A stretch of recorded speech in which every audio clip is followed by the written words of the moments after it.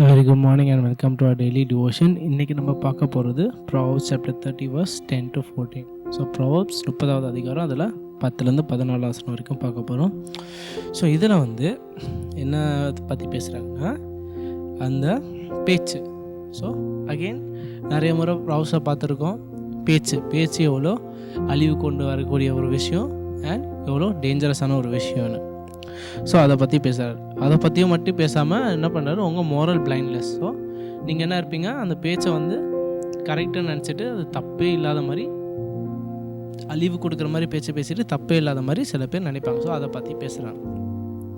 So என்ன சொல்கிறாருன்னா, சில பேர் அவங்க கண்ணில் என்ன இருக்கும், அவங்க பார்வையில் அவங்க நல்லவங்க மாதிரியே தெரியும். ஆனால் அவங்க பேசுகிற வார்த்தைகள், செய்கிற செயல்கள் எல்லாம் மற்றவங்களுக்கு பாதிப்பு கொண்டு வர மாதிரி ஆட்களாகவே இருப்பாங்க. ஏன்னா அவங்க கண்ணுக்கு அவங்க நல்லவங்க மாதிரி தெரியும். அந்த மாரல் பிளைண்ட்னஸை பற்றி தான் இங்கே சொல்கிறாங்க. ஸோ இந்த செக்ஷனில்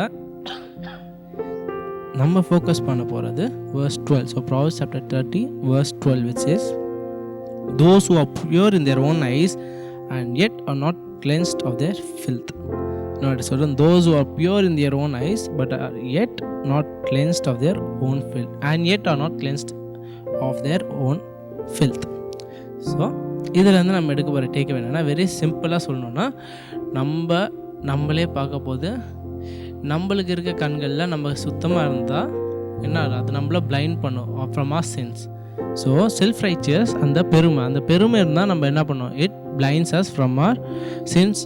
அது எப்போ அது நம்ம பாவம் பண்ணும்போது குருண்டு பண்ணும். அந்த இப்போ நம்மளை பார்க்க போது அந்த குருட்டுத்தன்மை இருந்தால் அது என்ன இருக்கும், நம்ம பார்க்க போது நம்ம நல்லவங்களாக இருப்போம். ஆனால் நம்ம ஆக்சுவலாக மற்றவங்களுக்கு கெடுதலான செயற்கள் சொற்கள் சொல்லிக்கிட்டே இருப்போம். So while we are clean in our self-righteous and prideful eyes, we are causing harm and destruction for others. So இதுலேருந்து ஒரு சின்ன அனாலஜி எப்படி சொல்லலான்னா, இப்போது இருட்டான ரூமில் இருக்கிறீங்க, ஒரு இருட்டான ரூம். ஸோ இருட்டான ரூமில் உங்களுக்கு முன்னாடி ஒரு கண்ணாடி இருக்குது, அடுத்து ஒரு நார்மலாக டேபிள் எல்லாம் பொருட்கள்லாம் இருக்குது. ஸோ இருக்க போது அந்த இருட்டான ரூமில் இப்போ நீங்கள் எங்கேருந்து வரீங்க, ஒரு சின்ன பையன் என்ன பண்ணுறான், நல்லா மலையில் ஜாலியாக பசங்க கூட விளையாடிட்டு நல்லா ஸ்போர்ட்ஸ் ஆடிட்டு வரான்.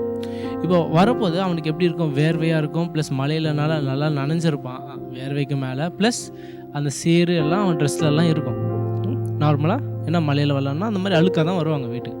ஸோ அவன் ஆனால் இருட்டான ரூமில் அவன் அந்த கண்ணாடி முன்னாடி பார்க்கும்போது அவன் கண்ணுக்கு எப்படி தெரியுது, அவன் க்ளீனாக தான் தெரியுறான். ஏன்னா அவன் ஷேடோ இருட்டாக இருக்குது அந்த கண்ணாடி முன்னாடி. ஸோ அந்த அழுக்கு எதுவுமே தெரியாது, அவனே தெரிய மாட்டான். But beyond that he looks like he does not have dirt on his face or anything. But light on பண்ண உடனே தான் என்ன தெரியும், அவன் ட்ரெஸ்ஸோட colour, white dress brown dress ஆகிடுச்சு, வேர்வை ப்ளஸ் சேரு ஷூ அழுக்கு எல்லா அழுக்கும் என்ன தெரியும், லைட் ஆன் பண்ணிட்டு தான் ஃபுல் டீட்டெயில்டாக தெரியும். ஸோ அதே மாதிரி தான் இங்கே என்னென்னா, நம்ம இதயம் அந்த இருட்டான ரூம் மாதிரி. சில பேருக்கு என்னது அது தெரியாது, அந்த இருட்டான ரூம் மாதிரி அவங்க பண்ணுற அந்த அழுக்கு அவங்களுக்கு தெரியாது.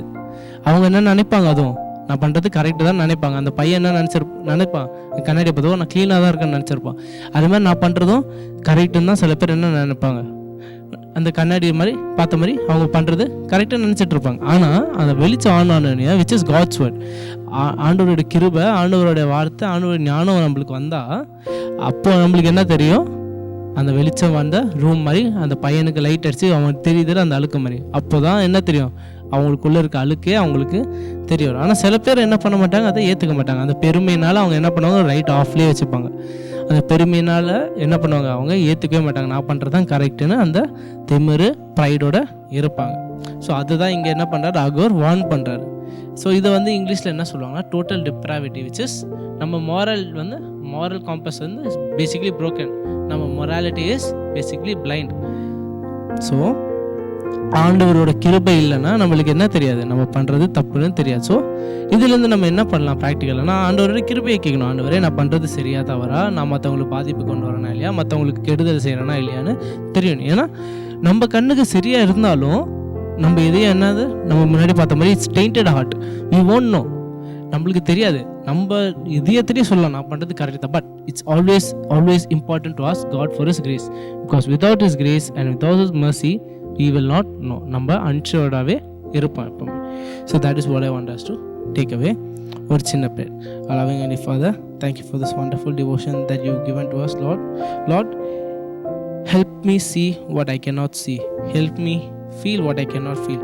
Help me understand what I cannot understand, Lord. Help me be more in your own image, Lord. Lord, cleanse my heart and guard my tongue from harming others. And Lord, give me the wisdom and grace to see where I'm going wrong. All of this in Christ's name I pray. Amen.